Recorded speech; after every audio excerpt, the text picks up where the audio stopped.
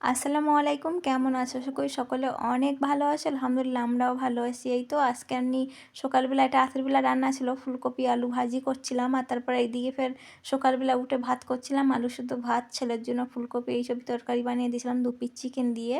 আর এই তো আমার মনি এমনি খেয়ে নেবে, ওটা আমার বাবু, আর আমরা এই আলু সিদ্ধ ভাত দিয়ে আর ওই ফুলকপি ভাজি দিয়ে খেয়ে নেবো। আর আমার মনির জন্য এই তো তরকারিটা রান্না করে নিলাম। নেওয়ার পরে আমরা সব আজকের অনেক কাজ করব, যেহেতু ঘরগুলো আমি 2025-এর দিন প্রথমে আমরা গুছাইনি। আর তারপরে এই তো আমরা খুব সুন্দর মতন গুছিয়ে নেবো। তাইতে আজকের সব এমনি আমি আমার ছেলে মিলে দুজন মিলে কাজ করি। আমি যে কাজ করব সেই কাজ আমার সঙ্গে হেল্প করবে, আর খুব দুষ্টামি করে। এগুলো মনে হয় সব বাচ্চারাই করে, আশা করি সব মায়েরা বোঝে। আর যাই হোক, আর এই তো আমার ছেলে কাজ করে, আমিও করি। যাই হোক, আমি ফ্রিজটা ভালো মতন করে পরিষ্কার করে নিলাম। নিয়ে এগুলো সব এমনি যে এগুলো আছে পিচবোর্ডগুলো, ওগুলো আমি ভালো মতন এমনি সার্ফ জল করে ধুয়ে আর কি রোদে শুইকে দিয়েছিলাম, শুকনো হয়ে গেছে। তারপর ফ্রিজটা মুছে মাসে তারপর এই তো সব ফের একের পর এক লাগিয়ে দিচ্ছি, যে এইরকম ছিল। আর এরপর এমনি ফ্রিজে কিছুই রাখবো না, শুধু আর এই তো মধুটা আছে, মধুটা রেখে দেবো। আর বাকি সন্ধ্যাবেলায় যা যা আনবে ওগুলো সব গুছিয়ে রেখে দেবো।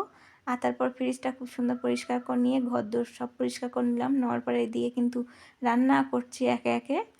ডাল করলাম, উচ্ছে আলু ভাজা করলাম, তারপরে এই তো সবজি রান্না করছি। এটা বেগুন সিম টিম দিয়ে সব রকম দিয়ে একটা সবজি বানিয়েছি। আর তারপরে এই তো রান্নাঘরে এইগুলো সব এমনি নামিয়ে নিয়ে রান্নাঘর পরিষ্কার করে তারপরে এই তো আসসালামু আলাইকুম, আল্লাহ হাফেজ। ভিডিওটা ভালো লাগলে অবশ্যই লাইক দিও।